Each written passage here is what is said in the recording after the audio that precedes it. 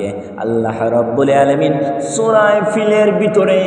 আল্লাহর রাসূল সাল্লাল্লাহু আলাইহি ওয়াসাল্লামকে সম্বোধন করে বলছেন, এ নবী আপনার কি জানা নাই, আপনার কি মনে নাই, আপনার কি খেয়াল নাই আমি আল্লাহ রাব্বুল আলামিন হাতি বাহিনীর লগে কি সুলুক করছি, হাতি বাহিনীর লগে কি সুলুক করছি। কিন্তু মায়েরা জানা রাখো, আমার আপনার নবী মুহাম্মদুর রাসূলুল্লাহকে জিজ্ঞাসা করছেন যে হাতির ঘটনা হয়েছিল, ওই হাতির ঘটনার সময় আমার আপনার নবী মুহাম্মদুর রাসূলুল্লাহ আবু দুনিয়ার জমিনের ভিতরে আসেন নাই, আমার আপনার নবী আবু দুনিয়ার জমিনের ভিতরে শোভা গ্রহণ করেন নাই, আমার নবী মুহাম্মদুর রাসূলুল্লাহর আবু বিলাদত হয় নাই, আমার নবীর জন্ম হয় নাই। তবে আল্লাহ রাব্বুল আলামিন যে ঘটনাটা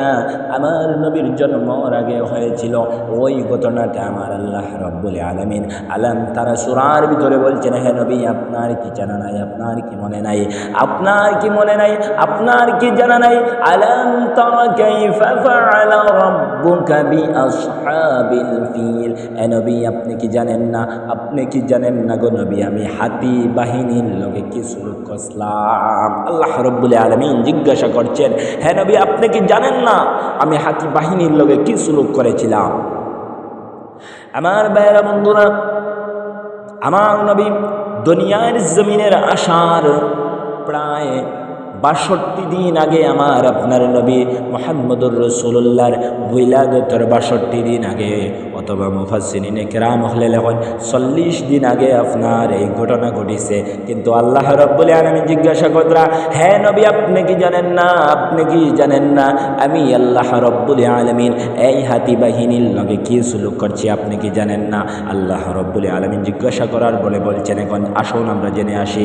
ওই যে ঘটনাটা ছিল, ওই যে ঘটনাটা, যে ঘটনা সম্পর্কে আল্লাহ রাব্বুল আলামিন আলাম তারার ভিতরে রাসূলুল্লাহকে প্রশ্ন করছেন, আমার নবী আসার কতদিন আগে ঘটনাটা ঘটেছিল, চলো আমরা জেনে আসি। আল্লাহর নবী মুহাম্মদুর রাসূলুল্লাহ দুনিয়ার জমিনের ভিতরে আসেন নাই, যেই সময় পৃথিবীর জমিন থেকে